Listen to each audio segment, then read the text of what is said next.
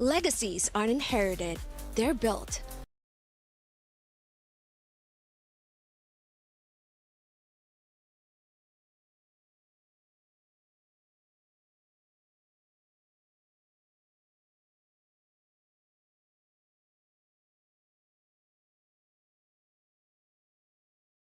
One match, one win, one impossible comeback.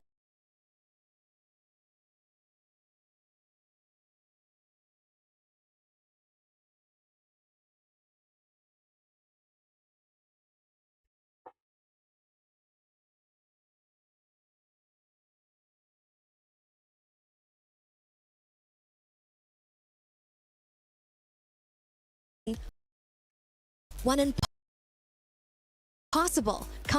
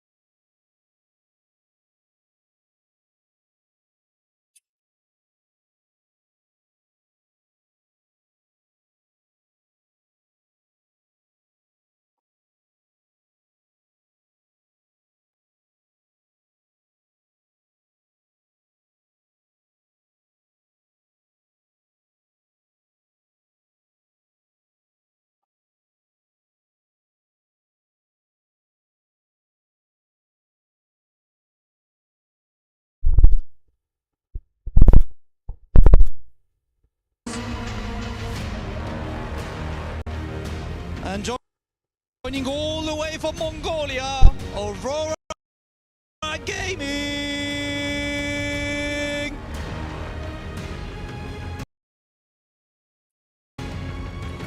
Powered by their jungler, Miss Meow, Virtus Pro!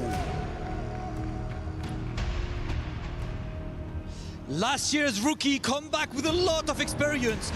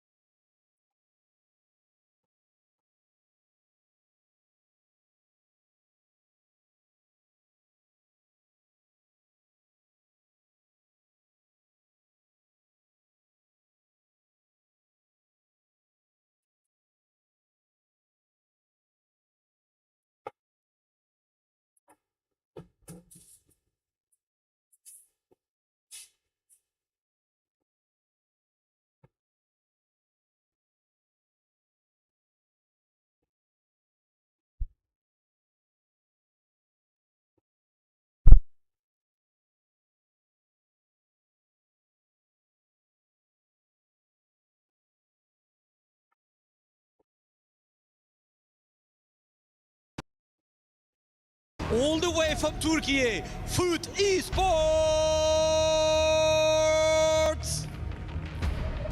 The newly assembled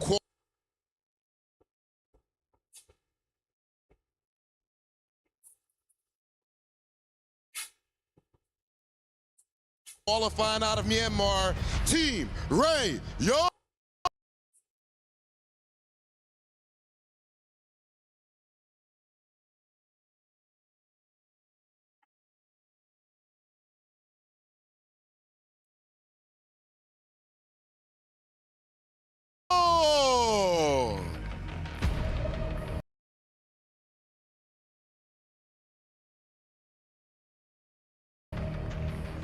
And the new representative, all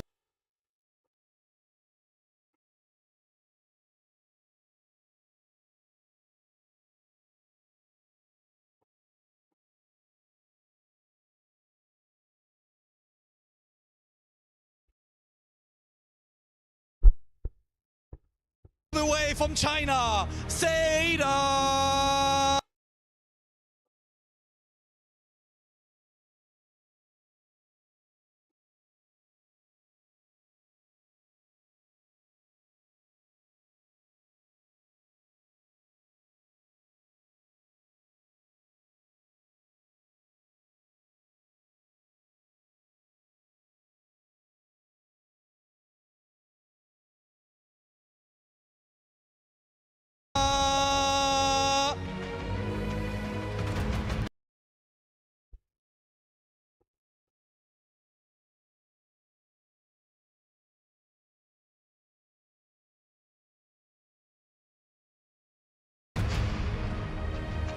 Qualifying out of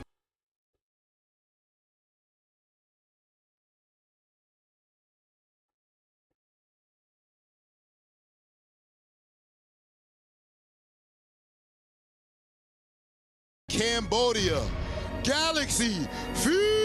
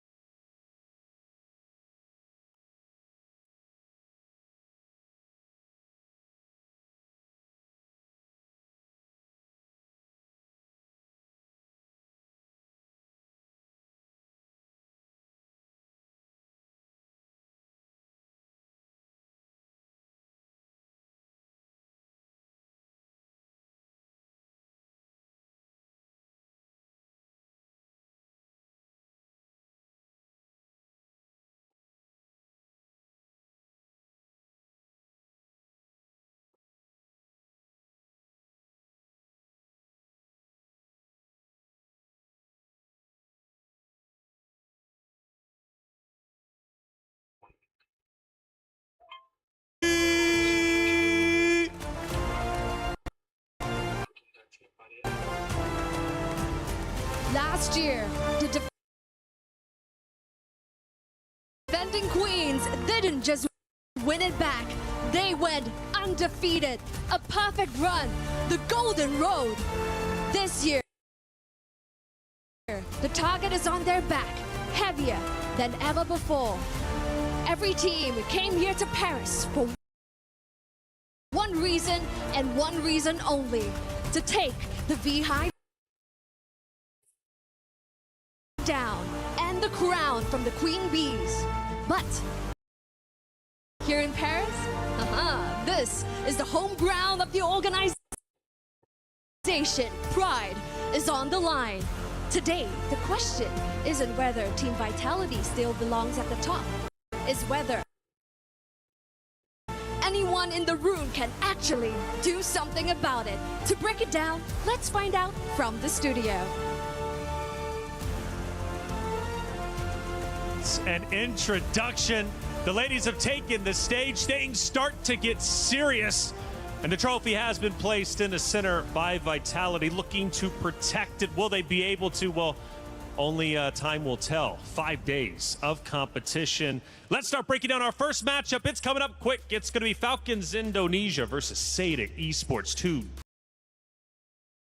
Dominant rosters going toe-to-toe for the first time ever here at the 2026 Esports World Cup. However, when it comes to MLBB, there's been some big changes even since our wild card matchups. Let's start discussing our new meta and how things are shifting about. And, well, I don't know. Who wants to take this one first? Okay, I think we start with the first and probably the most important point that we have to talk about here. It's the nerf on tank junglers who have been the kings of the jungle for the longest time in MLBB. We see occasionally some assassins here and there, but just because of this nerf, in terms of their jungling speed, I think this will allow for the assassins who we've all been wanting to see finally step up and take place in the Land of Dawn. And I am so excited to see this because a lot of our female junglers are actually really good assassin users. Yeah, they're carries. They're carries, they're violent in their execution, they're violent in the game. So I do agree with you, Brig. I like that you brought that up. But also when we take a look at this hotfix, we gotta see it coincide with one another, right? You're talking about specific tank junglers being nerfed, and we're talking Baxia, Fredrin, Akai specifically, but also the fact that there were battlefield adjustments that we also need to pay attention to as well. The fact that the purple buff, the orange buffs, and the creeps around your own jungle has gotten buffed when it comes down to how much income you get. It's 20% on orange and 20% on purple, and the rest have been upped by 50%.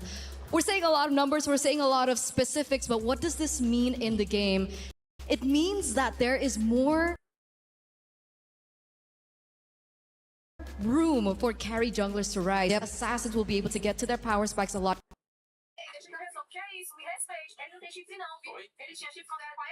quicker. It also allows them to not really have to go for the contest for first turtle, so they can play the way that assassins want to play. And hence, if you do still want to use your tank jungles, I guess you need to be a little bit more aggressive in the invades. Yep. And farming, like heavy on farming, because you will feel the change. You will feel the difference in terms of your farming speed if you still opt to go for your tank jungle setups, and that will also probably change the way we see the roamers come into play. Like, are we going to see a bit more of the aggressive invade type of roamers, or the heavy pick-off crowd control specialist roamers? Because I think that will be also one of the biggest responses to the potential rise of the assassin junglers all over again. But more so, if we're talking invades, if we're talking about all those disruptors and annoying heroes, then might as well touch on a bit of the EXP lane, because there was this one hero that took a significant change as well, which is Esmeralda. Huge.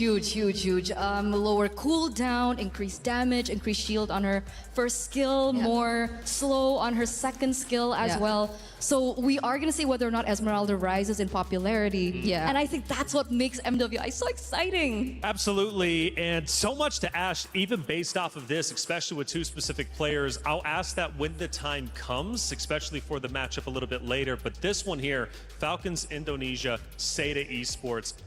Very talented ladies about to take the stage. Now, the story here is you have one of MLBB's strongest teams going against China's newest team, built specifically for MWI. Now, first we talk Falcons. Now, Falcons Indonesia, a talented roster built around a veteran. Yeah, we have Violet and Agatha that stayed, but other than that, everyone's kind of new, but also we do still have some veterancy in it despite them not being from Falcons, right? They came from EVOS Lynx and they were together 7 years ago. That's Leaf as well as Violet. So I'm excited to see that duo come together, how they've been able to gel with one another. And it's also important to note the fact that they did miss last year's MWI. So I am quite excited to see what they have to bring But to the maybe table. missing, you know, sometimes the heart grows fonder with distance, right? And they were watching that and thinking, I want to be there. Now that they're there, they're not going to waste an opportunity. Now, one good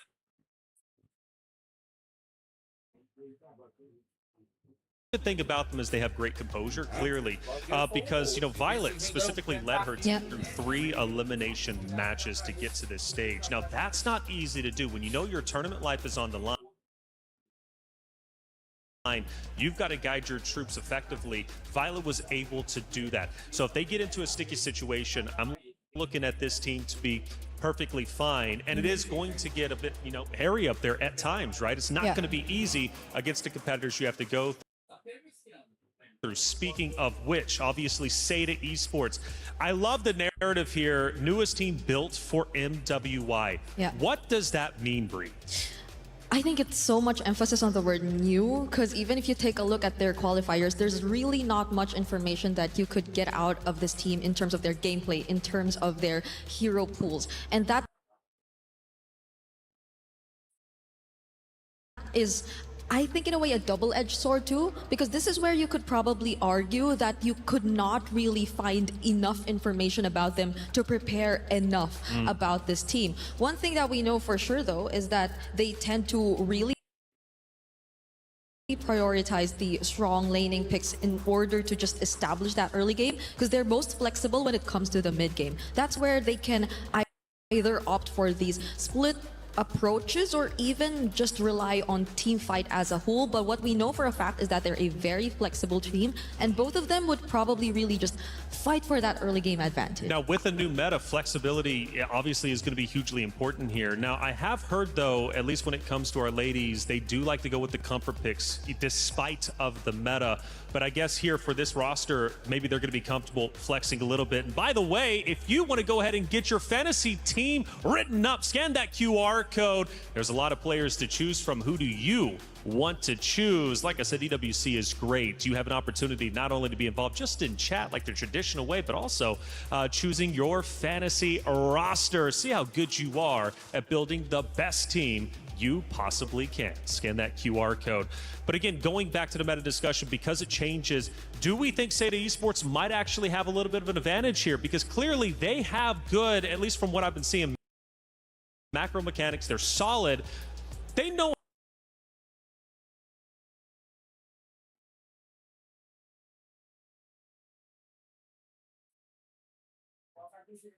how to break this game down well. I mean, in order to play, like, at least in the previous meta, in order to play the likes of an X-board jungle requires you to definitely have a better or a really good understanding of the macro approach, right? So I think that is something we can expect from them. But again, the veterancy. You mentioned the reunion between Livy and Violet, and that's like 7 years ago of them just really playing competitive MLBB. So you know that you're up against players who've been here for so long. So that's definitely the advantage that I think Team Falcons ID has coming into this matchup. And considering they are coming from a more established region, we've had so many, multiple MLBB Women's Cups in general for years. Right. So obviously they have a lot more experience. They've played with a lot of different metas. Meanwhile, a region that's new doesn't have as much to work with. But again, I like that we mentioned that it could be just what they need. Yeah, because you never know. There could still be ways that they, of course, get to review, get the information that is necessary for them to improve across the other regions. But at the same time, we have very little info about the games that are public. Their scrims even. We don't really know what scrims they've been able to play or with which regions they've been able to go up against. So SETA is really coming into this tournament, aside from the new patch, as new faces, and there's a lot that we have to unlock when it comes to this roster. Scan the QR code also here. Get your pick'ems in. Like I said, a lot of ways to get involved for EWC. That app is actually pretty incredible. Scan the QR code, especially if you're here in the venue. Might as well. A lot of fun things happening here in Paris. And man, it has been a great time at the Esports World Cup. And one of the things we really haven't broken down just yet is the Club Championship Trophy, which is so very important. A lot of money on the line. You want to talk about, and you mentioned it earlier, obviously for these orgs winning some of the money for the $500,000, obviously placing in the Club Championship, we're talking potentially millions of dollars to rebuild your org, potentially make that team house, get your ladies involved right all in the same room, which helps build team chemistry. It helps your roster tremendously. And we have a lot of great orgs represented. Vitality, for example, they need to catch up when it comes to the Club Championship points. This is their opportunity to do so. Genji, another roster, but Falcons, this is just one of the rosters. They've got two. They've got a lot. Yeah, they do. Like even later for MSC, they have what, 2, 3?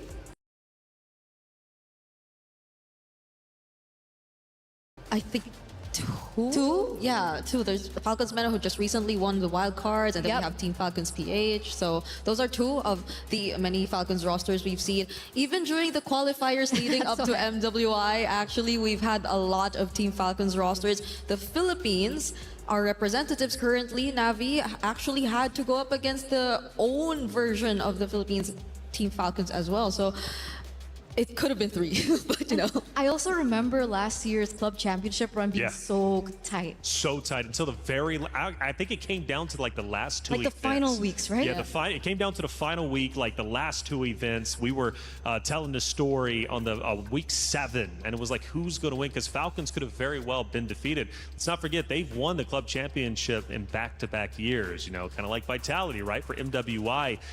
That's like, what, $14 million is just insanity if you think about it. But the point is, winning this event is tremendous help for the Club Championship race. And on top of that, obviously, putting your name onto the totem to be immortalized.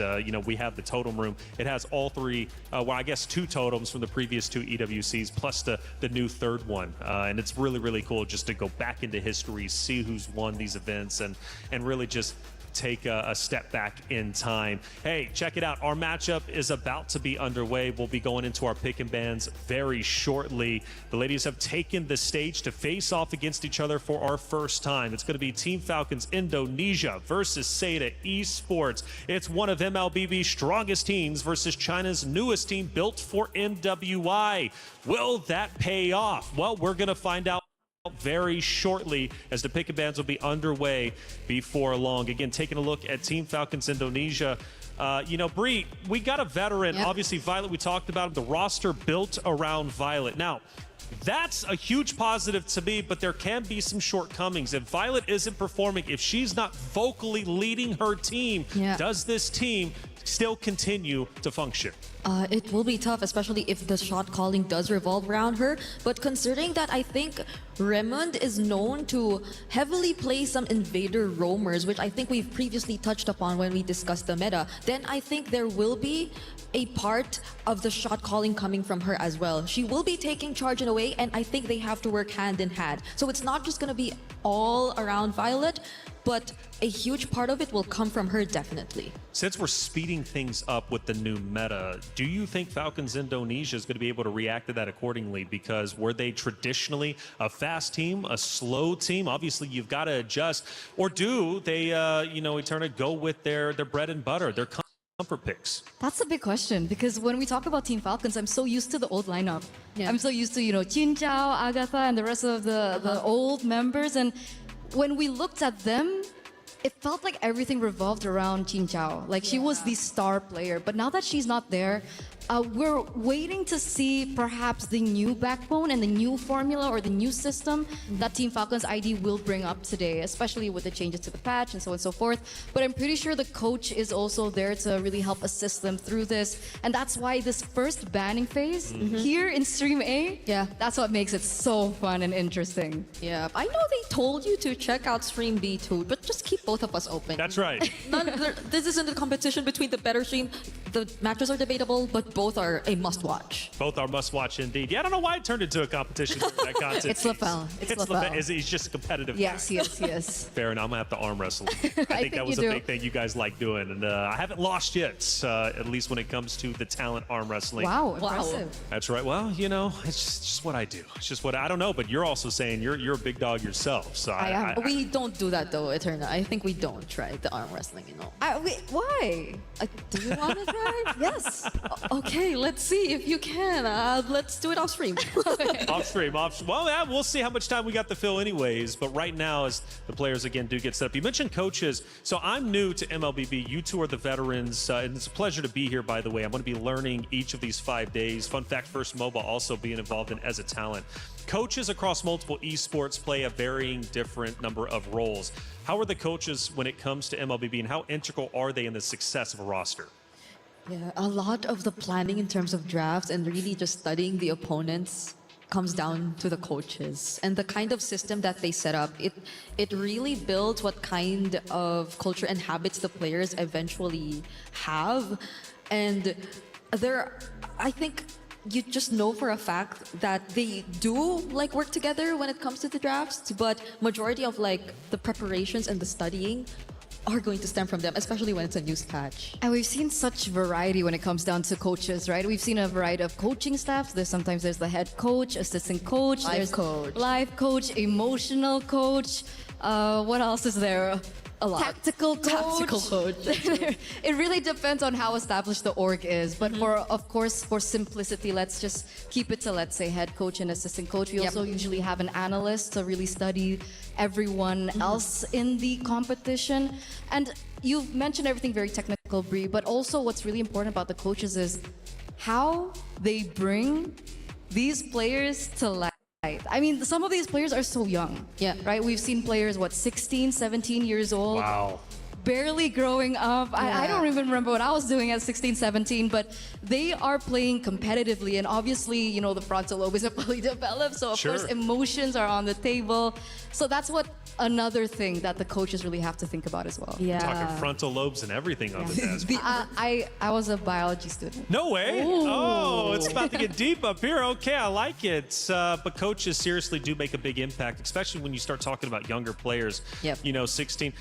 Who is, I guess, what would be the age range for MLBB? I think if we're talking veterans, we could say they're around the 20s above. But Hey, we have 33. 33. We do, but we are in MWI. Okay, so true. we don't have 33. 33 is already 30. That's right. plus, That's He was in the wild He was cards. in wild cards. Well, the cool thing, though, about that, I mean, it just obviously breaking that down, 16 to 33, you can have a very long career, right? Oh, yeah. And truly build a legacy, build a life in this title, which I love. I really do. And it gives an opportunity for the gamers to, carve a path in life, which I think is so very important. You never know what gaming can bring to you. Gaming is such a beautiful scene that just opens the doors, not only for myself, but just many others out there. And there's many ways to get involved. So from 16 to 33 is a great spread, a good, obviously, age range to have. Now, obviously, Falcons Indonesia, State of Esports, we're talking Indonesia, we're talking China. Now, the regional battle has been, from what I've been hearing,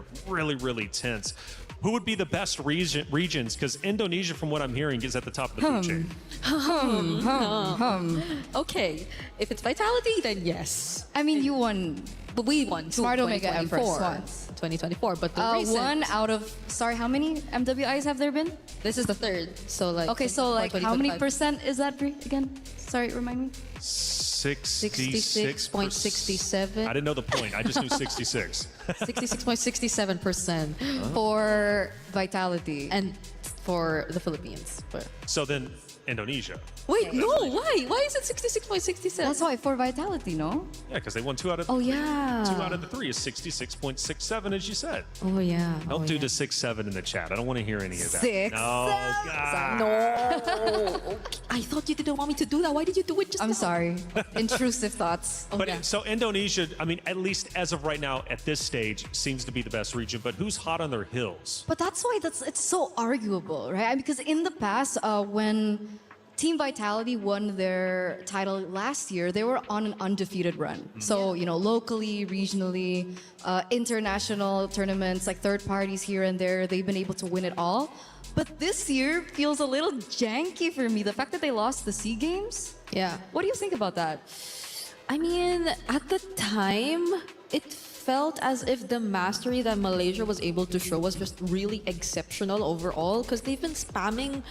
Well, it was sort of the utility meta back then. So we've True, seen true. comps similar to the Fredrin Arlot being spammed over time by Team Malaysia. But at the same time, it's surprising because the level of understanding and chemistry that they've shown up against Team Vitality or then Team Indonesia is something you really wouldn't expect because you would expect the most polished and the cleanest of executions to come from Indonesia. But I guess that shows that there occasionally are some loopholes when That's there the are thing. adjustments that have to come into play. That's the thing. That's what makes me so worried. Because it's a new patch.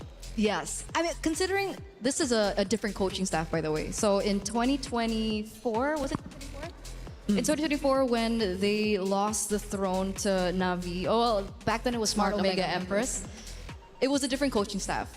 It was under Susugaja, Coach Susugaja for Team Vitality, and eventually they did a swap in roster of the coaching staff, and it's now under Coach Casius.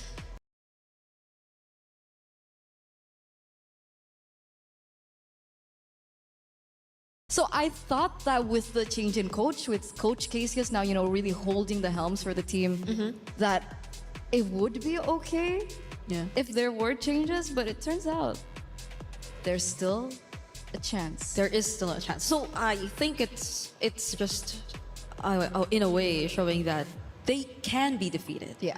But there are a lot of factors that have to come into play. It's either maybe timing, a bit of course, the adjustments that I think constantly point out because again we're in a new patch.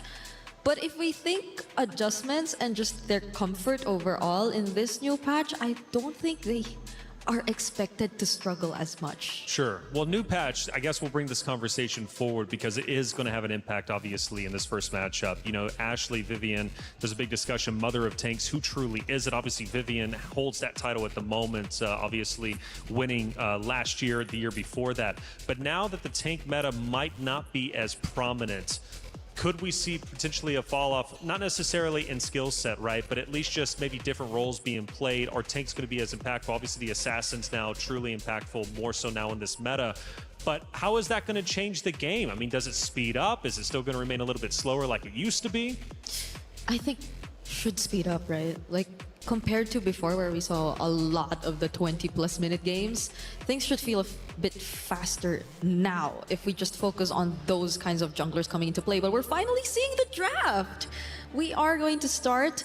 And as of the moment, I'm surprised to see that a lot of the focus is actually going to be on the roamers. It's the Mathilda, Atlas, and the Marcel that have been taken out of the options for now. So this makes room for a lot of the previous priorities.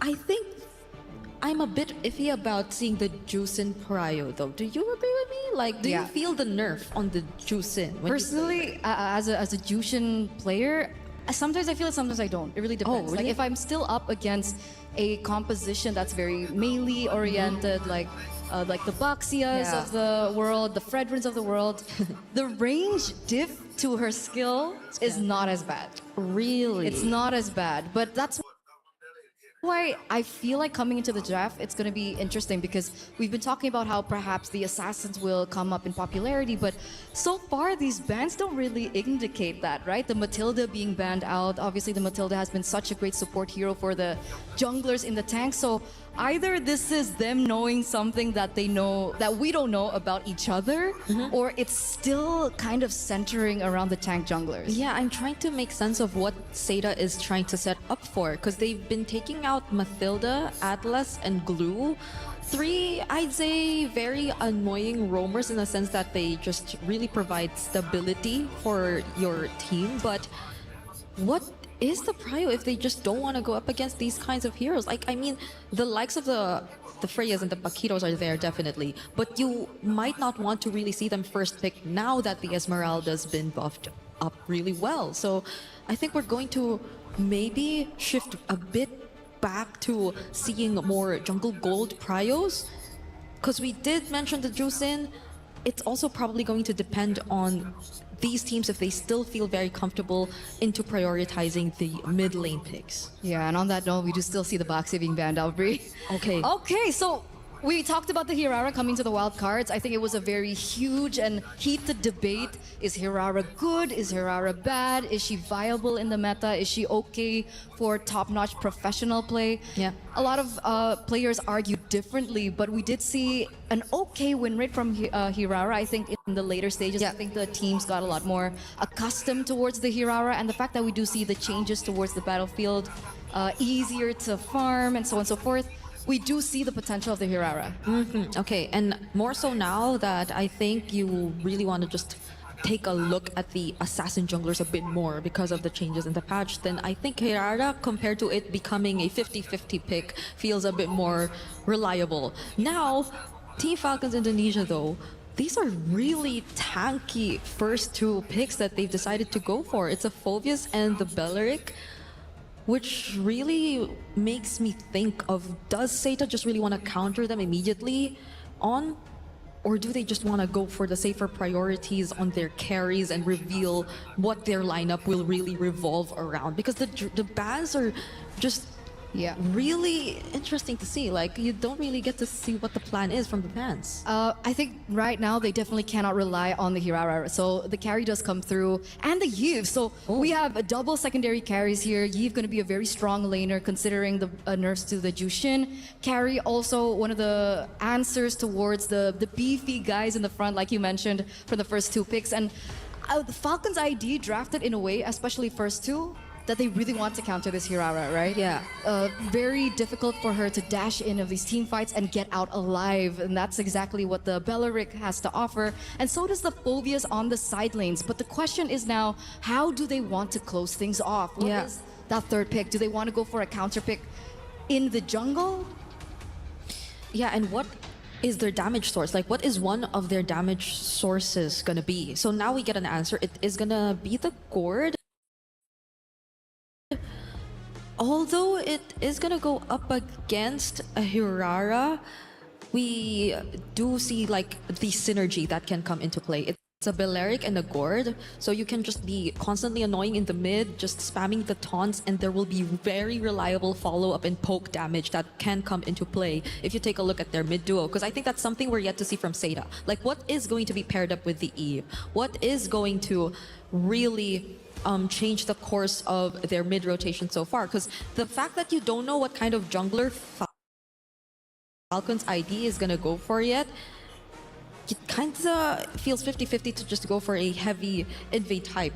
But there is a high chance that they go for an assassin or a damage jungler if they already have these two beefy guys in their lineup so far. That's why, but I think they need someone to kind of speed up the process about the mid-rotation, right? I'm really worried with Hirara being on the other side, the fact that she's going to be able to roam quicker, be able to invade into the enemy jungle a lot quicker, which is why I was actually still thinking about the Fredrin. So the Fredrin does get taken out here. I think it's a good call by Seta. And by the way, the buffs to Esmeralda gets banned straight. Yeah, I was really thinking that it could have been a great option for Seta Against Phoveus, but they did not decide to go for it just yet. They prioritized the Eve and the carry instead. So we're seeing setup on the box for Seda, at least for now, most probably is going to be a team fight approach that they really want to take heading into this game. And speaking of team fight, they even take out the Minotaur. This is something I wouldn't really expect to come in, but there probably has been some information for Team Falcons that it could have been a specialty for Raymond, or for, Miss on the roam. And to think about, if you think about it, I think it pairs up really well with the AoE that Zeta have actually established so far in the Eve. Makes sense, makes sense. We're waiting on the final ban now coming from Zeta. They're starting to really limit down this jungle, and that's why I was thinking that they might want to go for a jungle in third, but it turns out they prioritize the Gord instead. The Harith gets taken out, establishing the fact that they want the carry to have a more comfortable laning phase. But of course, the Claude is still open, but they go for the Moskov instead. So a little bit more map control around the side lanes, something that they could definitely work with. You were asking about what kind of carries that they were thinking about, and we do see that the Moskov comes through. Yeah, so it is down to the jungle option left for Team Falcon's ID, but Zeta, on the other hand, we're yet to see their roam XP. And I think these are going to be two very crucial anchors if we're talking team fight. If Zeta really wants to go all in on team fights, then what are going to be their tempo setters for their XP and roam picks? Because I believe there are a bunch of options still out there. If they're looking at AoE or pickoffs, I think some of the more common picks previously were the Cho. I was supposed to say Gatot Kacha if we're talking AoE, but I didn't expect it to come out because it has been out of the meta for quite some time now. And you just add on more layers of that AoE. So just look at this lineup, this team fight lineup that Zeta have established for game number 1. And they definitely have answers towards the backline, right? Moskov, backline, Gord, heavily backline, and they have the Gatot Kacha with the AOG to kind of disrupt that front line, especially we're seeing and considering, you know, the Phoveus and the Bellaric that will be a huge factor when it comes down to the team fights. They also have the Alice to get to the backline. So it feels like it has been answered. I just don't know what Team Falcon should prioritize in the jungle here. Yeah, there's so many options if you want to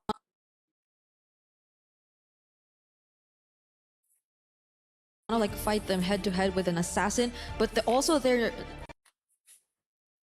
I mean, Nolan was buffed. Do they want to go head to head? Oh, they go Suyo. Okay, yeah. Suyo did show up quite some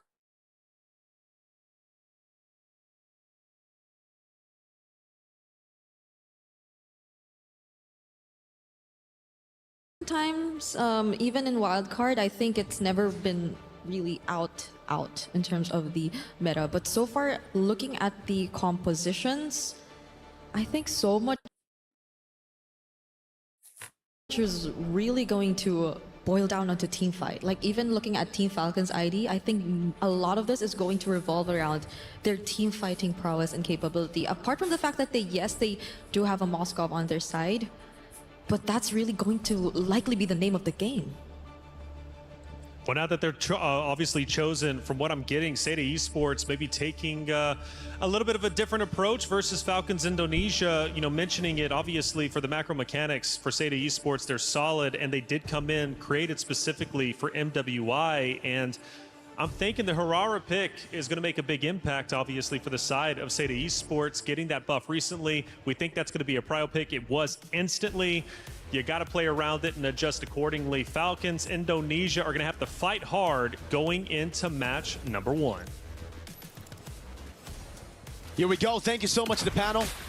We're here. It's me, Mirko, and Athena to bring you game number 1 into the land of Dawn. We go for the opening match of MWI EWC 2026. We get a quick look at the emblems here, straight up. It's kind of crazy that they went for the Hirara, the Yeve, and the carry straight up. Zeta, they just put everything on the board, no hidden cards coming into the second phase. And that's the thing, Zeta is actually known to adjust their composition quite well, depends on who they're up against with. And with Falcons back here for MWI 2026, we're kind of seeing a different assembled version of them by missing out some of the few seasons a while back, but now they're back for vengeance. And looking at the graph, Eterna and Brigida had discussed that they want to go head-to-head, especially on the jungle. You mentioned the Hirara, Now we got the Suyu back on top here for the Manda or Sev. I don't know about the matchup, dude. The Suyo has really gone down in stocks in the last patch after the big nerfs on skill 2, some of those cooldowns as well. But the Hirara, on the other hand, has been finding a lot of success even in the utility meta and wildcards that we saw.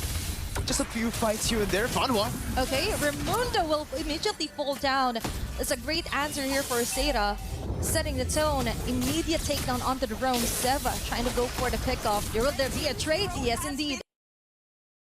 Joe with a kill immediately onto Zeb. Now it reflects the nerf onto that Suyo. We questioned it and it's instantly answered. Guy. Great laning phase so far against Liv, but the Suyo, that clearing speed definitely took a hit. And for Zoe on the Hirara, it's just been fantastic. Free Turtle with all the setup they've been given, with mid-prio as well. I think that's one of the main things about the Belleric. You really gotta wait for level 4 before you're actually useful, when you could see with Fanhuan, they got the gacha, it's just playing 1 to 3, getting the prio, and then utilizing and revitalizing that brutal sustain. And that's exactly Seda went for. They didn't even wait for Raimundo to get that ultimate, just taking advantage of the early game here. Meanwhile, transitioning onto the top lane, we could definitely see the rise of the Eve yet again. With a box type of composition here for Seda, they wouldn't have any problem at all in just disengaging or actually initiating types within their framework. And now, Fanhuan to the top lane. There's gonna be some kind of vision here for Falcons. That's why they will not resort onto any pickups yet. And it gets really tough now as we get into the mid game for Falcon ID. They still have a very good team fighting composition, but it all relies on whether or not they can be free around Violet Sev. An attempt in the bottom lane. That's a 3-woman setup here, but Jessica 6-6 just chilling around here. Definitely not worth her time yet. So they just want to somehow focus on Zoe farming up as much as they can. And so far, there was some kind of question for a set of division if they can withstand fast-paced tempo disruptors. But looking at their early facing, looks like they got this one on the back. Does look like that's the case. Seita's composition scales really well as well. We're talking about just pure damage output around these team fights. Falcon ID, on the other hand, they're really going to have to rely on the Suyo and the Moscow to try to play these side lanes, build on that macro advantage, and then try to split Seda up, because it really looks like as long as Seda stick together, they get tempo around the map with Zoe and Jessica, they should just be able to build a solid box to play around, and that's exactly what both teams want to play around this time. Yep. On to Turtle 2. It's a box for Seda. It's up to Falcons to break it. Okay, Falcons immediately goes in with a taunt here. Violet on the other hand, going for the follow-up. Jessica 6-6 onto the back, targeting Liv and Livy as well. Livy falling down.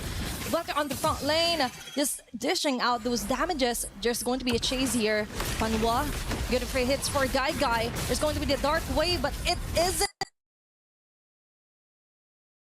enough yet. There's going to be a 3-woman here and an immediate takedown onto Violet. Most of the kills onto the side of Seda. Falcon got the tempo, but they couldn't get more than just a neutral objective. The team fighting we were talking about, Jessica, what a set with a throw and a ruin combo together with the AOG, and they can't look for anything on the map. Seda on the other side though, Guy and Fanhuan here just waiting in the bush. Violet's in for a rough awakening if he just walks up into this turret. I think it's just going to be a free turret for Seda. Definitely.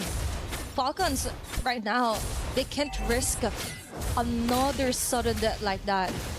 Looking at the Seda way here, they just want to be the one to set the tempos. Falcon ID just isn't giving any objections at it, and Seda Division is mostly the one setting up most of the team fights. If it doesn't matter to them, they just go around and go farm help as much as they can. Equipment check. The cursed helmet for the first item for Mrs. Jessica. 1v1 for both the assassins. Zev takes the safe route, gets away in time. Liv playing this weak side. Everybody corralling into the bottom lane, trying to get Guy the turret. Okay, there's always Jessica onto the front line, so Falcons ID can't do nothing about it. They don't have the skill set yet and the arsenals to totally disrupt Jessica in the process. But as you mentioned, you already have the Sky Cursor for Sev. They have to get those numbers rolling if they want to somehow contest neutral objectives. And speaking of which, in less than 10 seconds, there's going to be one, and Seda already has their eyes on this one. It's just such great adaptations, such quick adaptations from Seda. They noticed how slow they were to actually walk up and get these positions earlier. Everything all into Jessica.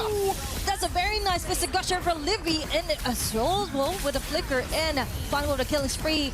Caught off guard yet again. Their jungler. It looks like there's going to be a backfire onto Falcon. Tracing down onto the backlane. Zhao onto Raimundo. They're going their own way. Violet falling down as well. Livy onto Zhao. Looks like there's going to be an easy kill for her. Or not. Might be. Going to the tower lock or tower hug here, but Seda Division still came up on top on that clash. Falcons try to all in on the main frontliner. Jessica just took it like a champ, and everybody else went in for the re-engage. Now it's Liv caught all alone by Name. Okay, there's one to avoid Crystal. Okay, that's a sandwich meta. Liv forced to go out of her way just to escape Seda Division. 3K gold lead. Things are not looking good right now for Falcons ID. No, they were really just looking for a trade there around the fights in the bottom lane. Now Doe might go for the 1v1 again. If Sev uses that first skill. No, just a Soul Sever. Okay, it's going to be Karasu. Trying to dash his way out. Go with a chase. Looks like they go in for the discipline yet because there's another neutral objective being targeted.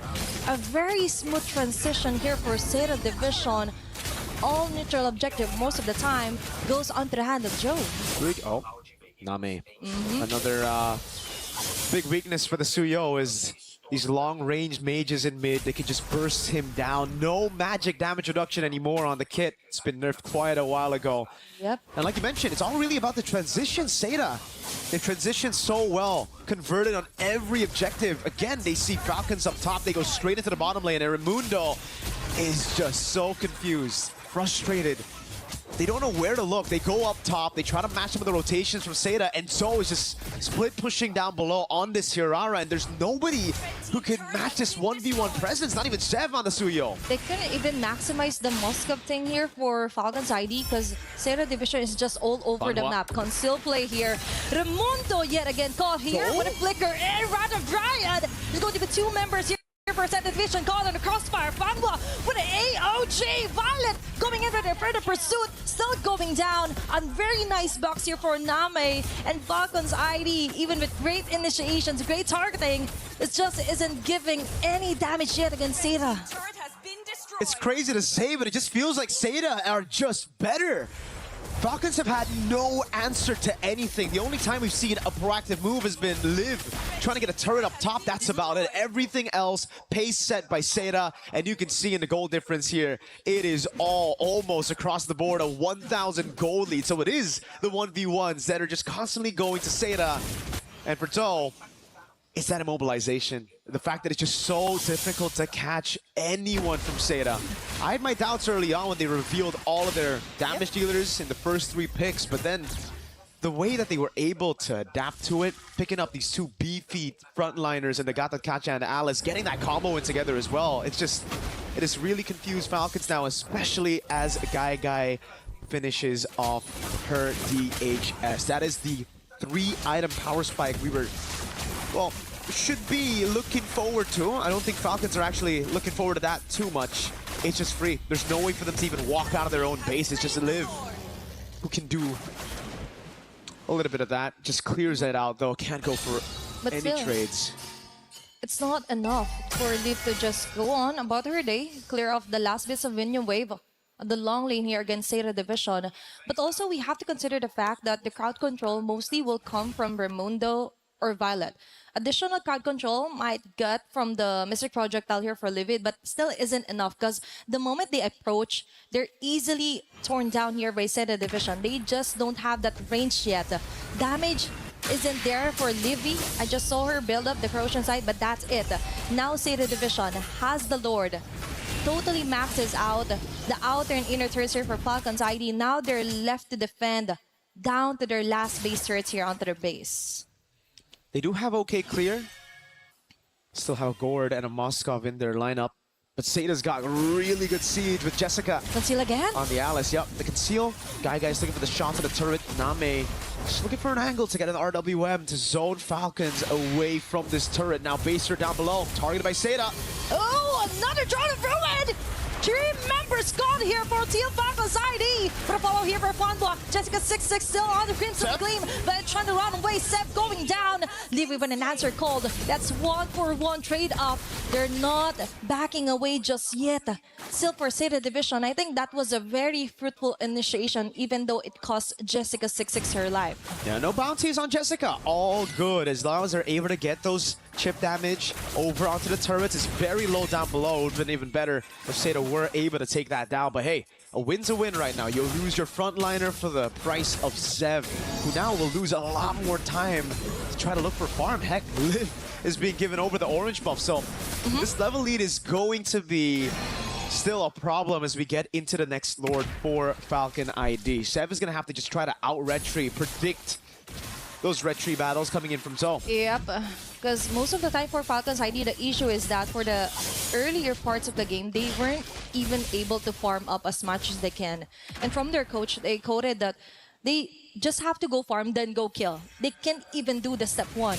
So for right now, it's too scattered here for Team Falcons ID. Sada Division really found the right weakest link here for Team Falcons, which is to somehow get and disrupt the whole jungling pattern here for Seb. Just going ninja here, trying to get her own purple buff while all of them are still busy. But now for Team Falcons ID, there is just so much to catch up to. Gold lead, kill lead, and as well as the map control overall. Chev's doing a good job. Yeah, just staying out of vision, finding these holes in the map game that Sada have conquered to try to get some farm. And what a story this will be for our opening match. One of the titans of MWI from Indonesia. Usually when we look at the women, it's the Indonesian teams who've had the craziest records. But now it's Sada, proven to the world right now that they can go toe-to-toe. Heck, they can actually even just be better. Name poking Violet down. Mid-prio for Liv. Okay, they have to watch out here for Guy. Mr. Gush is ready. Jessica 6-6 with a stopper of the Throne of Ruin. Liv falling down. Joe getting busy here. Liv will slowly back away. Kill spree for Guy. Joe on to Liv with those damages. With Jessica 6-6 on to the front line. A Crimson Gleam out. Livy as well here will go livid. Seb can do nothing but stare back. Sada Division still got the lead. Joe was the survival instinct mode there, but still they want to go up against their base turrets here, trying to finish off the round as fast as they can. Guy with a mega kill. Now they're locking their eyes onto the tower, and it looks like this is it. Sada Division takes game number 1. A shocker of a win. Could be an upset on our first match at MWI EWC 2026. What a way to start things here. Sada 1-0 up against Falcons ID. Oh my goodness. Imagine doing that on your debut against Indonesia's finest. That is how you set the bar high here on MWI. Again, we've known the powerhouses here at MWI for the last 2 years. It's been the Southeast Asian teams, but now Sada, they might be the ones to shock everybody, just like a lot of teams did at MWI 2025. A whole game away from declaring themselves here in an international stage at MWI. What a performance. It was just fantastic all across the board. We take a look at the replay again. This was the final moment. What a call from Sada. They know they depleted almost all the resources from Falcon, so instead of going for the Lord, they go for the crazy, the bombastic move to go for the siege. They know it's just Liv that they need to deal with, and what a fantastic zone coming in from Fanhua on the Gata Kacha. Zone her under the base, not much to do. And that's it for me, Mirko, and Athena. We're going to toss it back to the studio to dissect exactly everything Sada did in that game. In our DNA. Whenever we let it out, it becomes our superpower.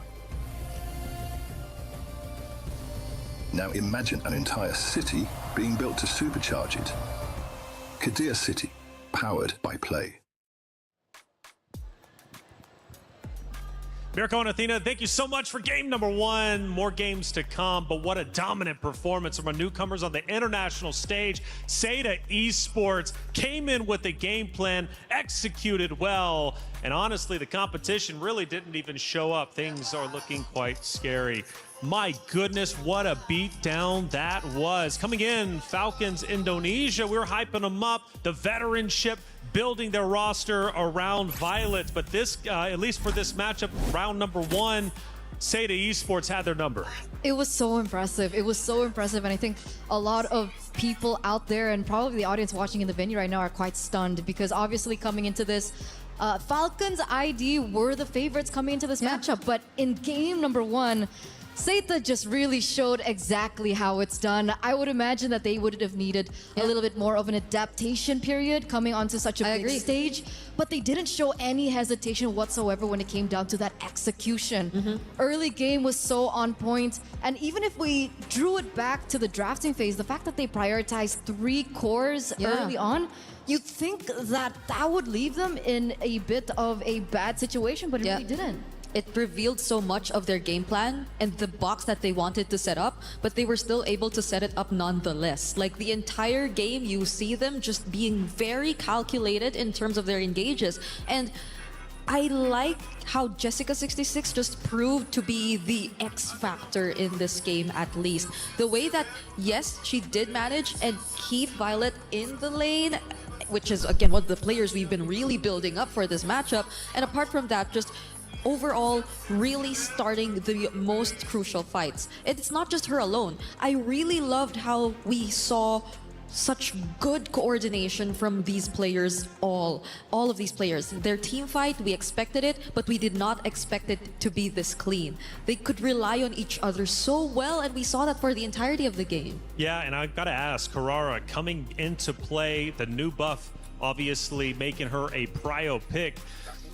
Seda Esports decides to go that direction. They build their roster around Harara. How much of an impact do you think that hero and that buff and the new meta had an impact, at least in game number 1? Because Falcons Indonesia seemed to start it off relatively slowly, building around tanks. I think it wasn't just necessarily like the Harara alone. I think any assassin would have done a similar job because look how everyone is giving so much space to the Harara to farm. Right? Luckily for the Harara, she's able to, mobilize around the map a lot quicker, get to the creeps a lot faster, so she's able to really get the most out of the changes in the battlefield adjustment. But it's how the rest of the members really set it up for them. I mean, you mentioned Jessica66 already, so that is something that we do need to highlight. And you talked about chemistry, and specifically it was chemistry with Fanhua. Because as soon as you see the Throne of Ruin come in, the AOG comes after as a really good second layer. And then that's how the teamfight really goes and coalesces with one another. It's so refreshing to see the Gatot make its return this way, because I think we've been seeing very few Gatot Kacha games, especially or even in wildcard in tournaments prior that even. There has been the rise of the Atlas, the Balearic, or even the Cho, but the Gatot Kacha in this sense, you see why it's such a terrifying roam as well. And I think for the Hirara specifically, beyond what you mentioned, I guess it's also really mostly on mobility, like what you said. So the fact that the farming has been faster for the hero as a whole, and the fact that Falcons Indo choose to always pick the fights in the mid-river, which is a bit of the weirder parts of the game for us, and they've been always constantly trying to find those early skirmishes when it feels like they weren't as equipped just yet. The Hirara was just able to really take advantage of that with those easy in and outs of the team. And at some point, she was 2 levels ahead. So I'm wondering, like, Suyo into Yve itself was already kind of like, okay. I mean, if you're comfortable with that, if you're confident enough with that, because technically the Suyo is very susceptible to long-range magic damage, especially in the early game. For Falcons Indonesia, they were taking the fights, priority, right? But they weren't winning those fights. They were getting shut down hard by Seda Esports. And one name that was consistently mentioned was Jessica. Jessica was holding her ground, refusing to budge. How much of an impact did she have? Obviously, we take a look at the Falcons roster, but Seda Esports with Jessica, because she's technically going against Violet in the EXP lane. Yeah, and in that game with an Alice, I wonder what else Jessica really has like under her belt? Like, does she also have the option to go for, let's say, the more aggressive or damage type EXP laners? And how does that change the dynamic of Seda and their gameplay overall? Because based on that game, it felt very clean. Like a Hirara and them just being the space creators for the Hirara, it already felt very clean. I think Team Falcons honestly really wanted to go for the same approach because they really started it off with those two beefy heroes in the draft. But we didn't see that really happen. We didn't really see that take place. Well, because of the fast versus slow setup, I'm curious if Seda Esports is going to once again go back into that fast, and more importantly, how Falcons Indonesia is going to respond, because that was a beatdown. Now, again, you go back to the veteranship, they build a roster around Violet. This is where Violet needs to truly be vocal and say, we're okay. Short-term memory, we lost that one. We're going to come back even stronger in map number 2. They're going to have to. It's only best of 3s. Of course, you do have double eliminations in our groups, but you can run out of time very quickly. When you're underneath those bright lights, some of these games can go by very fast, and before you know it, it's over with. You take the L, and that's just how it went. Either way, these ladies are going to battle once again on map number 2, but for Falcons Indonesia, they're going to have to make a very quick adjustment, because that was not the way they wanted to start their MWI tournament for sure. Seda Esports, their first time on the international stage, are looking dominant, and Jessica could very well be a front runner. Who knows for MVP if she can keep at this pace. Of course, I'm kind of the person who loves to get ahead of myself. Shut me down if you need to shut me down, but Jessica truly looked powerful. And one of the highlights, right, is obviously this team, Seda Esports, was built around MWI. They focused on their competitors. They came in with the game plan and they executed incredibly well. So now adjustments. What are we looking at going in to map number 2? This is really where experience comes to play. You talked about how things are going to go from game 1 to game 2. And technically, Team Falcons are comprised of a team with a lot of experience, right? Yes. They've been on the international stage before. They've been on multiple stages before. And they should be able to reset, especially it is a best of 3.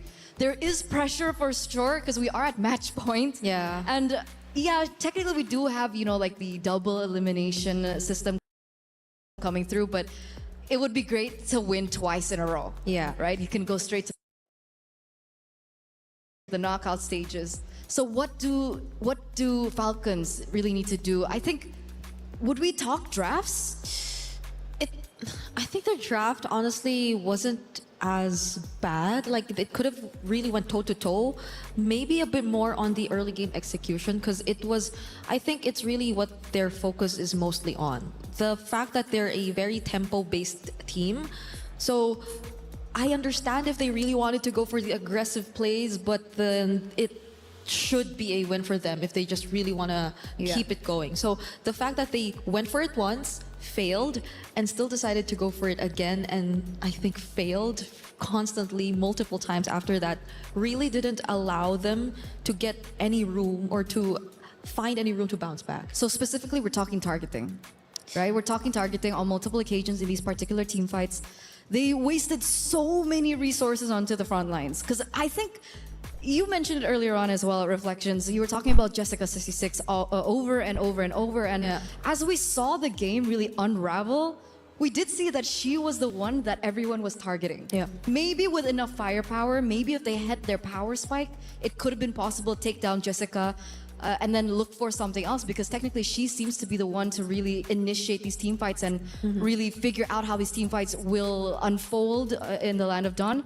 But the fact that the Moskov only had 2 items, that too. she was so far away from her power spike. She was so behind as compared to the carry. So they really didn't have the firepower if they even wanted to go for the target on Jessica. Which they wanted to really catch up on, I feel, because we saw how there were a lot of times Liv was just trying to get farm elsewhere, or try to farm, or even in a way through map control, since they were trying to attempt to go for split pushes, since that's what we know the Moskov actually specializes on. But the way that Seda have been also very quick to respond didn't allow them to do that either. So it's as if things fell apart one by one, when the moment that they failed their first 2 or 3 attempts in the mid. I think mid-river really you need to pay attention to that. How do their mid duo actually decide to play the matchup against the mid duo from Seda, against Name and against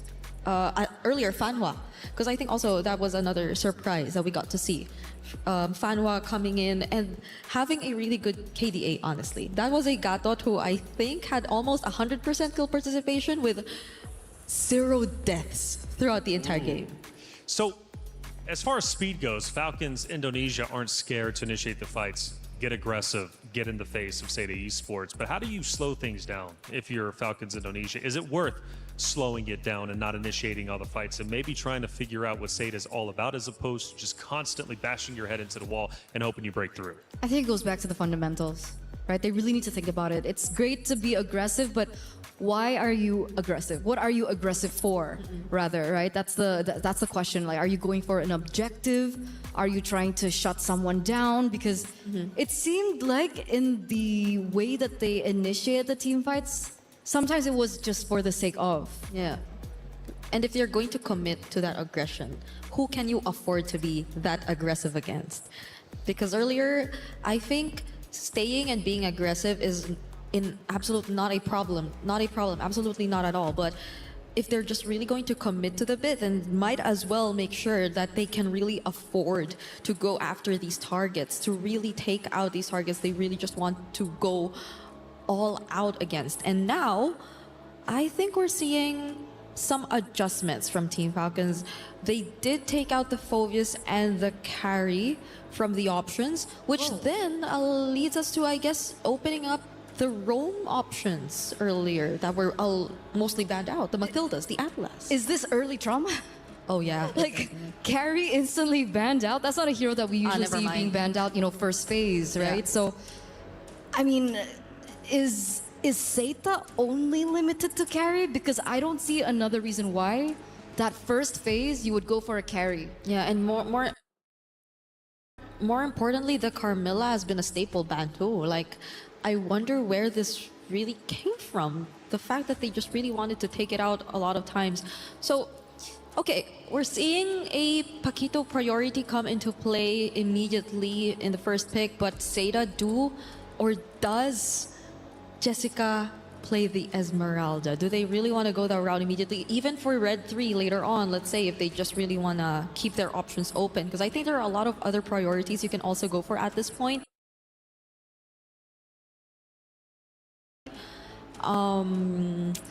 There's no carry left, but the Eve seems like a safer pick. How about the Claude, just to make sure that there won't be any counters?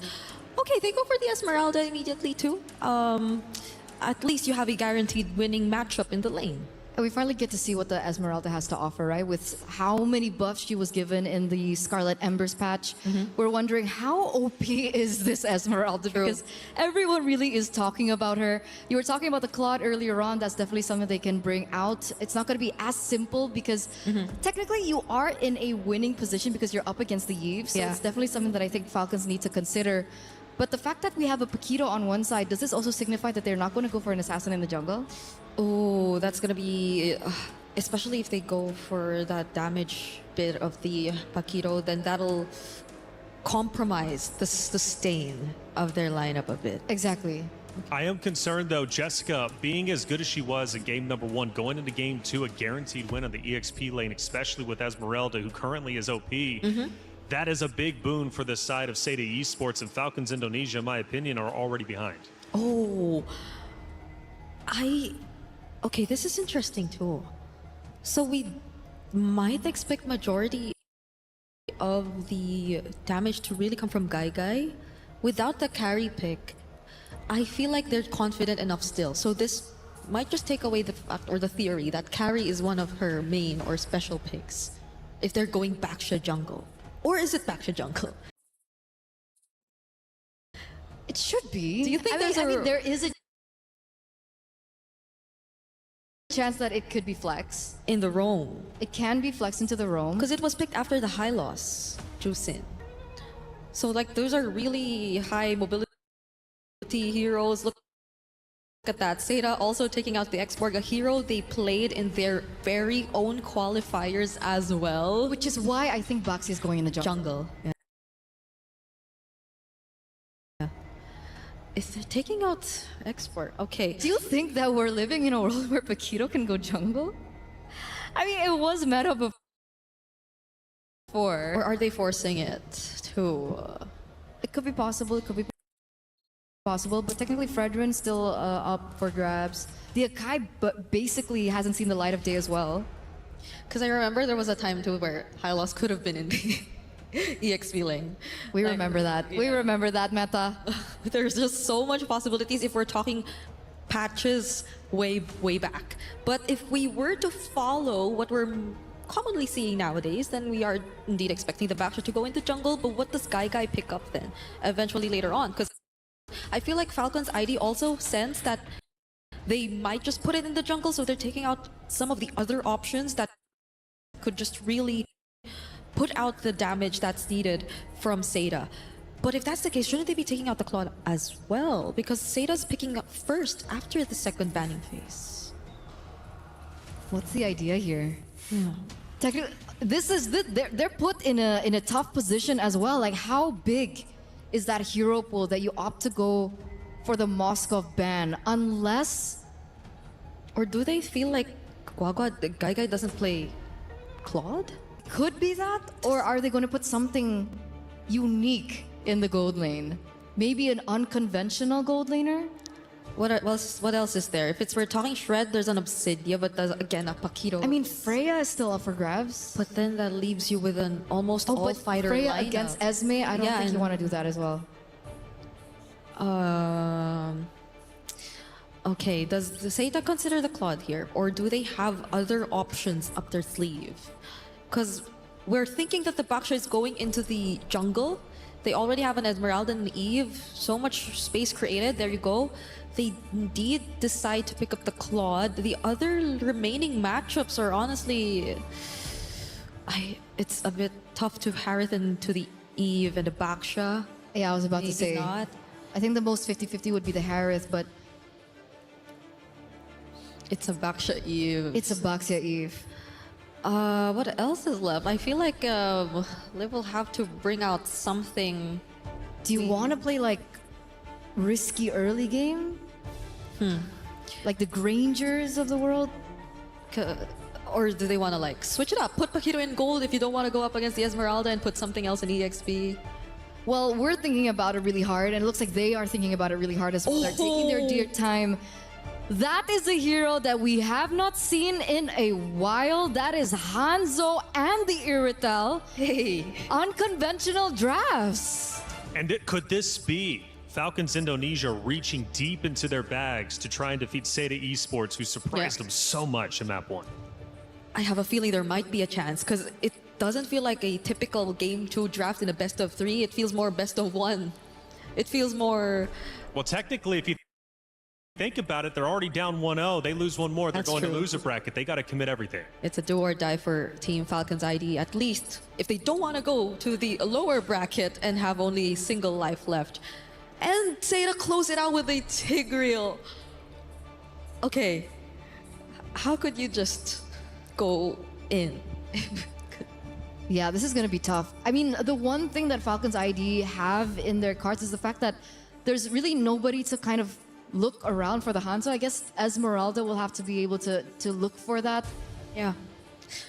Okay, I still feel like Team Falcons ID can definitely play around with how unorthodox their draft is currently. The Irithel in the lane can, I think, manage the Claude if we were to follow like the more previous times we've seen an Irithel into a Claude matchup. If it's just laning that we're talking about. But the Irithel moving around these heroes, a Baksha, an Eve, an Esmeralda. I mean, that's she the has tough movement part. speed, right? Yeah.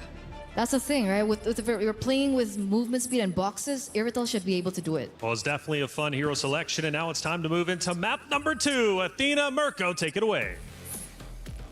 Thank you so much to the studio. A great analysis so far, man. Hey, yeah, this is definitely an unorthodox draft. Welcome to the Land of Dawn. We're seeing a lot more picks, and this is exactly why we've been talking about the Hanzos, the steals early on, and though not aware of it on the Baksha. It's already such a slow clearing jungle. Tries to go for the top lane straight up.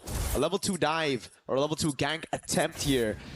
And with no buff, I don't even know if they can actually walk up to take what a Falcons buff. This is just going to be a big lead to Sev early on. Well, let's see. One game at a time here for Team Falcons ID. As they've mentioned, that it's kind of like their composition is built for a BO1. They're already down 1 point, and they wouldn't want it any other way to go back onto the lower bracket. Now for Zeta Division, on the other hand, I feel like they wouldn't really react that much onto that Hanzo being picked up here for Falcons ID, because we've mentioned that they don't really have to necessarily shut him down. They just have to be really careful, stick to their guns, stick to the plan, which is to farm up as much as they can, and the Tigreal will do the rest when it comes to someone invading them or attempt to invade their jungle here for Zeta Division.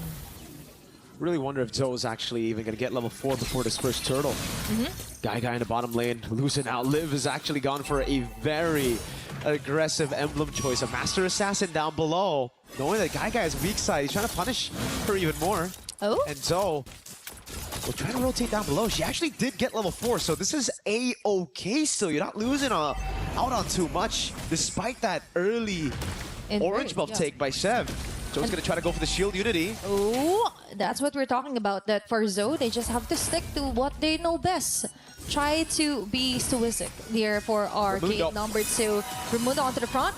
Flicker was forced out of Name. Fanwa getting in on the right, but the Vitalize activated as well.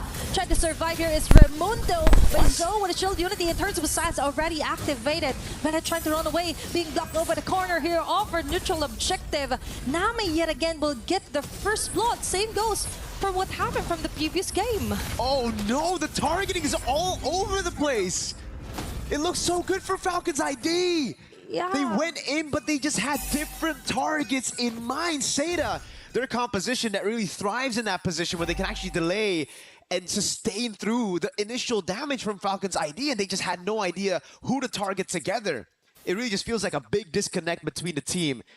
Turtle 1 going to Zeta with the Baksha, a hero that we just didn't expect to be meta after the nerfs coming into this patch. With a Hanzo stealing her orange buff early as well. This is a disastrous early game for Falcons ID. It's not like...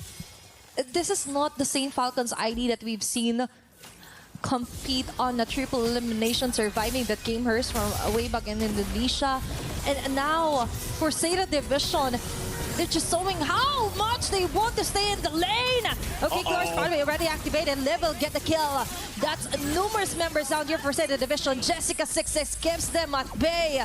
Liv right now cannot do some follow-ups. Nami with a free hit. Valid Crown onto the RWM, trying to run away. Jessica 6-6 hot on her tail right now. And it looks like she will be able to get back. Now Falcons got another punch in from Zeta. And it's the same story again, Athena. It's all about Falcons initiating first, being the proactive team, but then losing track of the win condition. They go in, they use all their resources, but Zeta, they want that to happen. It's all about the longer team fights where they can abuse some of those resources being spent already. And look at the zone coming in from Fanhua. Liv has the Purify, but I don't know if she wants to burn it. Oh, maybe. But let's see, Fanwa being cornered here, Flicker, and now we see has been exhausted. For Falcons, on the other hand, we see them try to attempt numerous fight, but that's it. For Zeta Division, they just go ahead and trust their instincts when it comes to Nami committing that very nice box around them, and Jessica 6-6 always on top of things, preventing the very great rest pool here for Team Falcons. Now, objective up, Violet. half an HP left. Violet on the backline, targeted Name. Name will still survive. Onto the front yet again. Sev with a ninjutsu, Pinnacle Ninja, not able to even get the objective. It's Zeta yet again taking the upper hand. 2 red trees, and it's Fanhua on the Tigreal. What? Do a lot of damage with the implosion, and I think it was like 3 patches ago. Jessica, though, there's no one that can actually handle Jessica. She can actually just be all up in there, under turret, no problem whatsoever. So has the Vengeance too. Shev's just tickling her. Look, she's kind of enjoying the attention that Falcons ID is giving on to her. And imagine, she is considered the X factor for Zeta Division. Definitely she is. With an X painted on her back, she doesn't even care. It's looking rough for Falcons ID. They got to regroup somehow. It's not like they have the best late game too when it comes to just pure team fights. Zeta wants to play the tempo toe with a dive. Okay, that's very nice, Gore's pathway. Although there was an implosion play here immediately for Fanwa and Joey.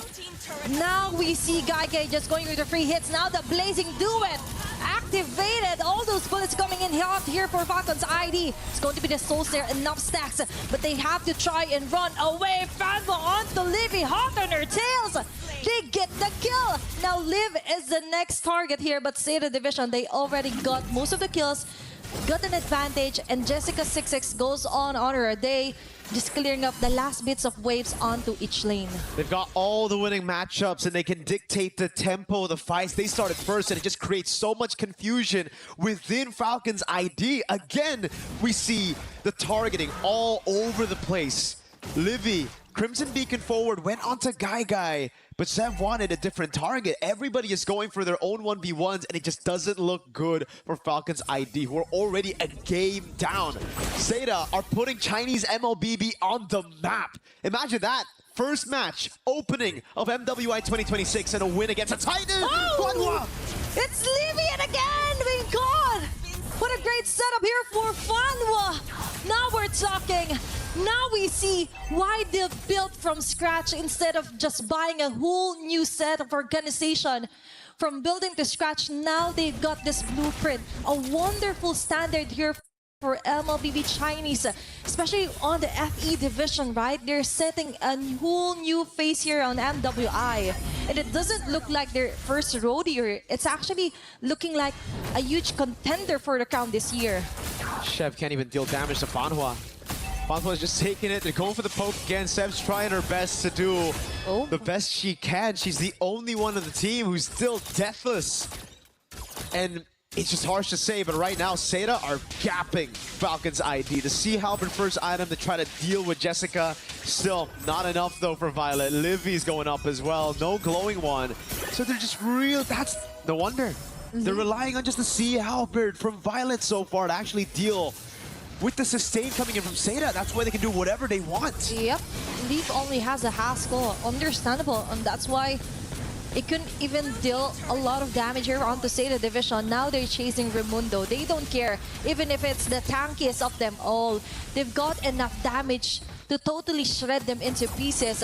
Chassis Paul Drone as well here for Jessica 66.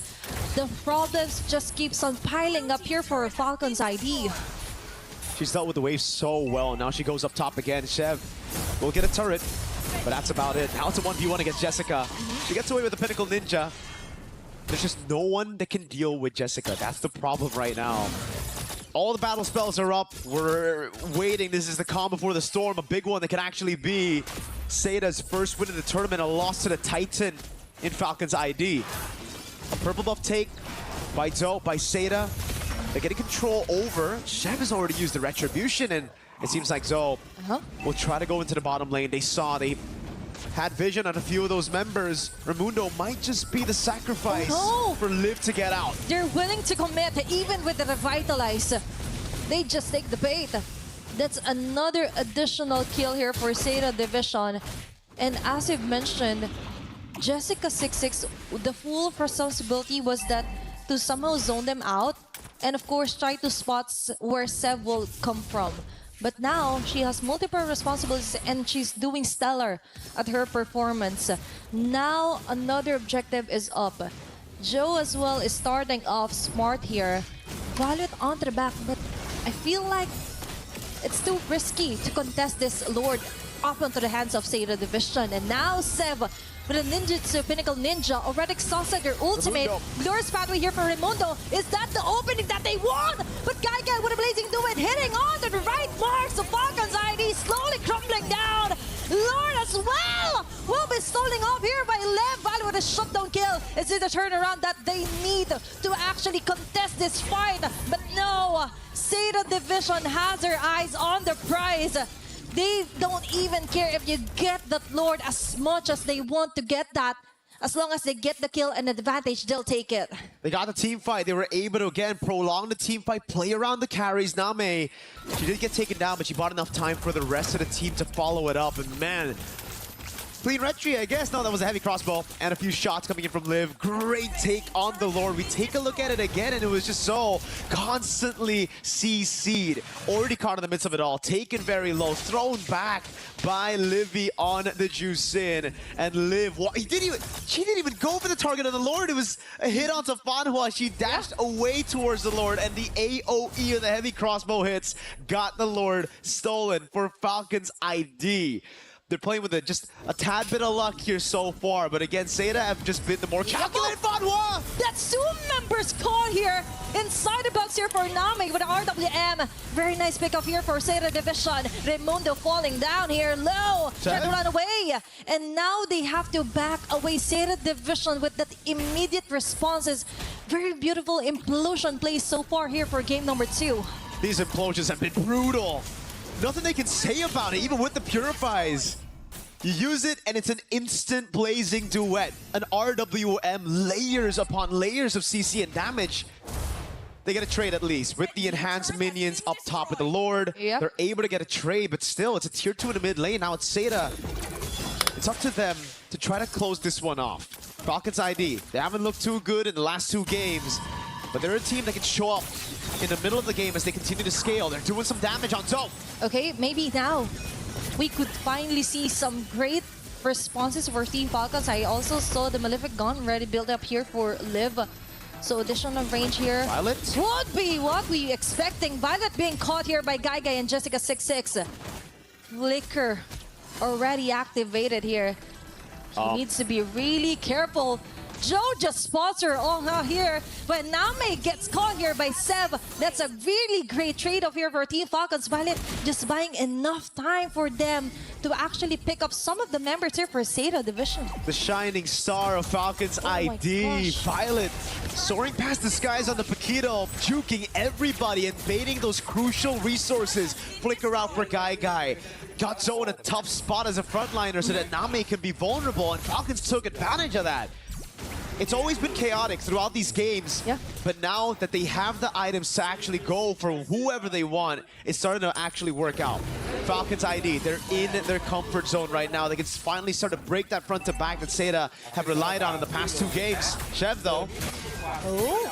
But still, it's all about exhausting their battle spares or even ulti. They'll take it.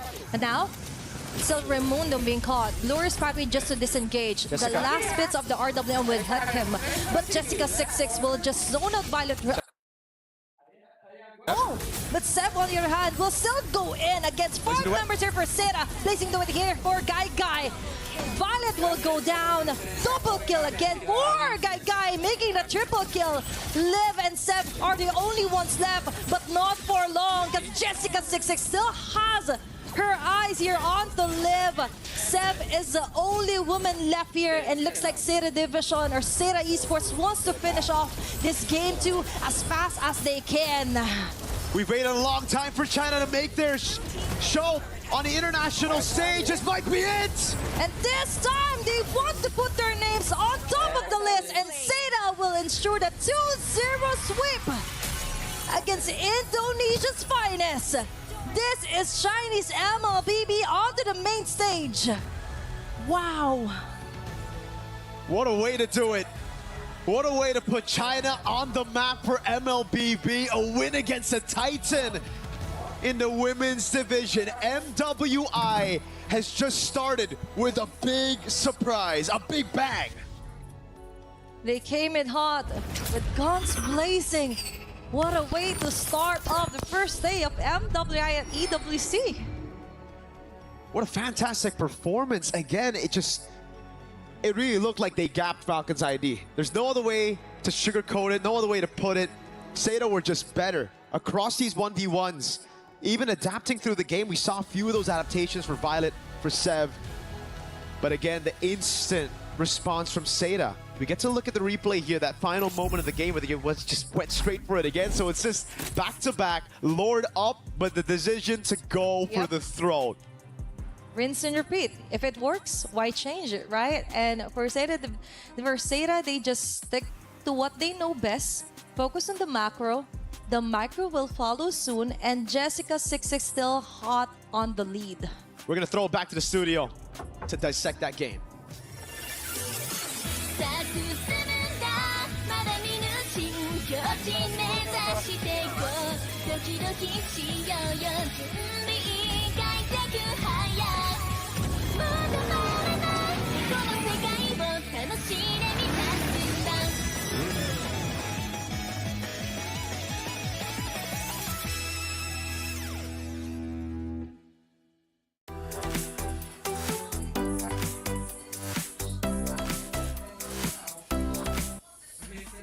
Welcome back in. Thank you, Athena and Mirko, for casting that wonderful game. And Seda Esports coming out very, very strong, taking down one of the titans of Falcons, Indonesia, doing it in a 2-0 fashion, making it look easy.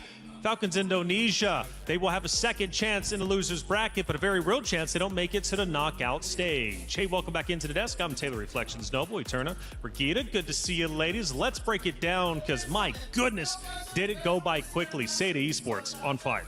Yeah, it was what, 14 minutes in the first game. It wasn't too far off in that second game.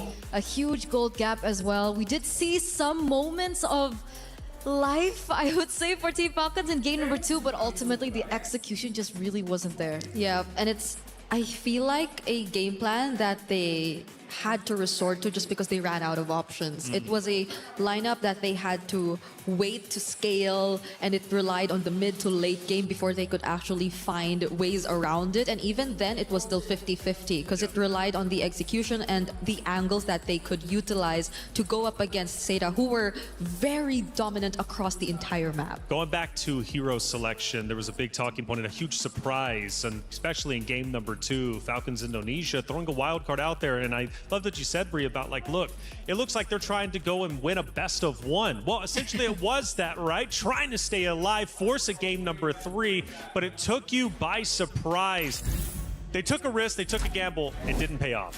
Yeah, and a lot of it, I feel like they tried to address in this game. Like, they felt more careful. I don't know if you'd agree with me, but in terms of the more calculated team, it's always Zeta on top. Like, the way they utilize even the Tigreal, one of the probably the kinds of roamers who have very high downtime in terms of the ultimates, very ult-reliant. You see how much they understand how to use it and how good they are in terms of space creation. I think that's one thing that really showed up in terms of Zeta's gameplay. It's space creation and knowing when to take on the fights. Absolutely, absolutely. Chemistry is also another word that I would definitely put in when it comes down to Zeta. And meanwhile, going back to Team Falcons again, we were talking about game number 1 and how their targeting was so off in these particular team fights, and we see the exact same thing happen in game number 2. Again, there were moments where, yeah, okay, they got better trades, like a 3-4-2, a 2-4-2, so at least they were able to trade back against Zeta. But all in all, again, the targeting, is it a call issue? I'm not really sure what's going on, but they're definitely all over the place. If we're going back to the topic about the Hanzo, we did see that the Hanzo was at some point actually a level ahead of the enemy jungle. So a level ahead of the Baxia, so that is something that we can consider. There were moments as well where Seb was able to get some good kills in. So it looked like she really did try, and I don't think it was the Hanzo pick. The Hanzo pick really did work well for Team Falcons, but as an overall team, the way that they played, it was still off. Yeah, and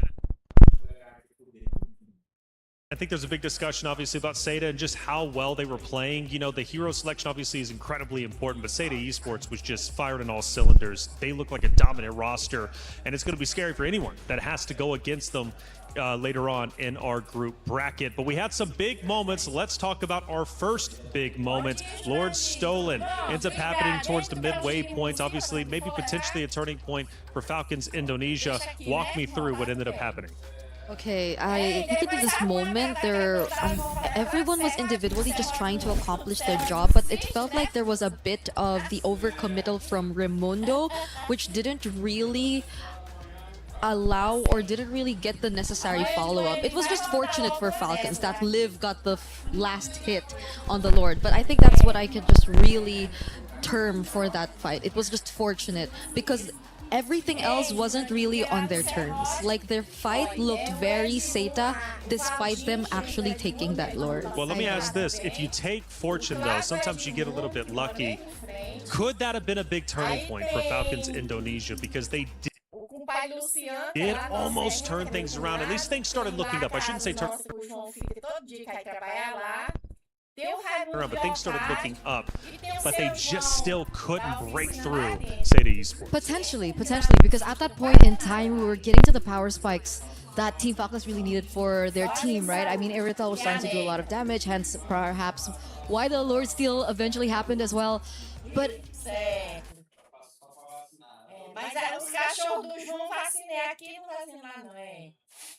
if after that they cleaned up the execution again, it's bothering me. Yeah, it is, because I felt like it's close. It Yeah. could have been close. their decision seemed like, yeah, we got it, so the better and the safer option is to just disengage. But even then, they didn't have the right tools to do it. And even so, if they fought back, I feel like it would have been an even trickier situation. Because typically, once you lose on that Lord fight, you would want to find the trades. And Seta felt like they still had the advantage nonetheless. So they went for the chase. It was a very tough spot for Falcons Indonesia. At the end, though, it was Seta Esports dominating, pulling through, and a massive triple kill led to the undoing of game number 2 for Falcons Indonesia. We take a look back at that big triple kill that ultimately ended up ending the game. Yeah, this was another, I think, overcommittal from. It's Sev, so yes, she can afford to. Yeah, because she can just go back to her body, whatever. But it's the fact that they decided to also go all in. Like, everyone else followed. I don't know if you have a term for this in Indonesia, but for the Philippines, it's more of like an audition where you just go in one by one, and it's a very uncoordinated play, which eventually